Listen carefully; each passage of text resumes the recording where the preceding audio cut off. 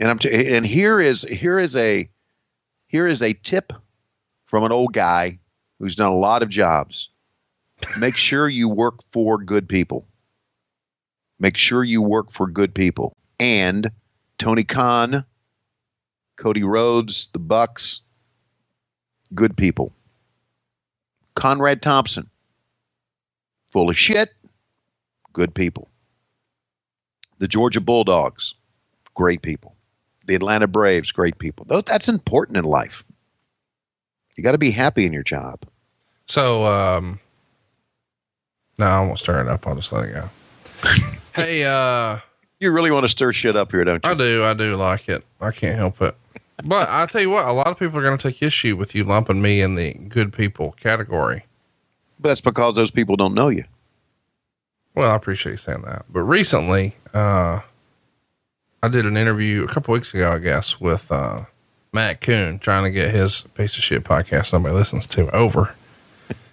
And he said, "Hey man, can you do me a favor, man?" Blah, blah, blah. And I said, "Oh yeah, yeah." So I did it. And he asked me about WWE getting into podcasting.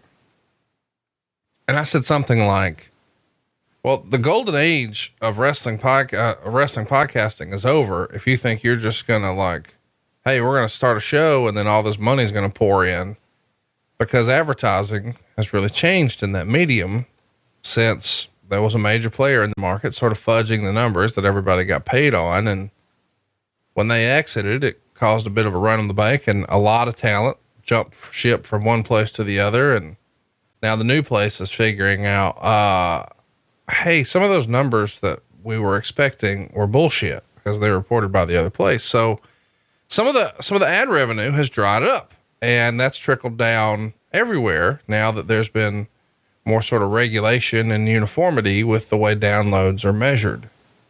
So at this point, a lot of wrestling podcasts have went away. They are no more. And I expect that will continue, sort of a thinning out of the herd, because at this point it's really down to two sets of folks who are doing really big numbers, or folks who are in it for the love of the game. Well, apparently a lot of, sort of DIY podcasts took great issue with this and said that I was telling them to get out of podcasting, and they've been in podcasting for longer than me, and who am I to tell them to leave? I never said anybody should quit podcasting. Dude, do what you want and have fun.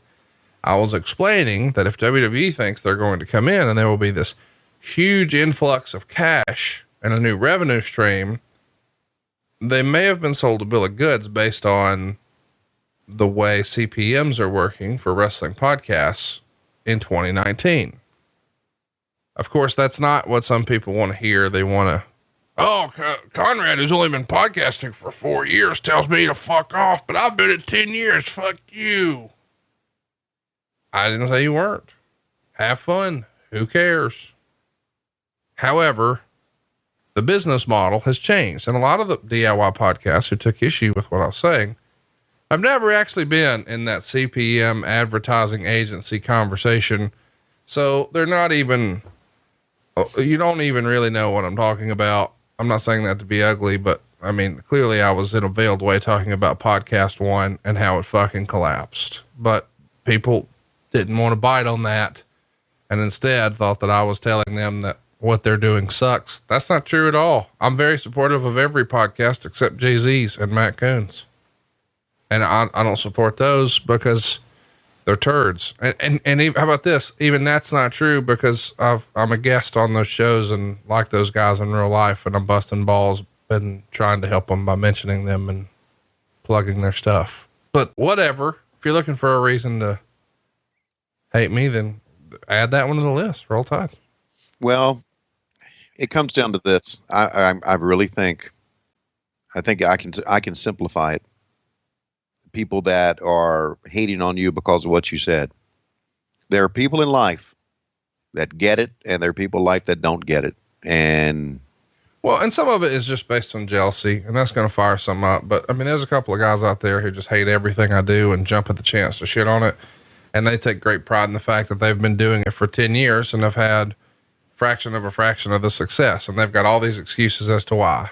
And they say, oh, well, you've got this or you did that and I would never do this. Dude, it's not a competition. Like, go have fun. Who cares? But if we're going to compare downloads, I'm going to hit you with that old Rocky 4. You will lose. If we're going to compare revenue, I'm going to hit you with that Rocky 4. You will lose. If we're going to count, any metric of any success, whether it's relationships with agencies or all of my co-hosts having big time jobs in wrestling or being on the WWE network or doing European tours or doing live shows or whatever. But yes, I'm an asshole and I married a wrestler's daughter and I'm fat and whatever. So thanks for listening. And how about this match we just talked over? Yeah, I'm sad that we didn't spend more time on it, but at the same time, if it's a really good match, there's only so much we can do with it because we like to shit on things. But there you go. 3.5 stars. And Nitro, New World Order and the Crow, Thunder Russo, Arquette Champ, Vinnie Mac, simulcast. Tony's back with Conrad, not your classy podcast. Watch along, try not to laugh. Lowest rules, cat bass. This wasn't the initial plan. Tom Zig's a good-looking man. Klondike Bill, make a chant. Tommy, you come over here.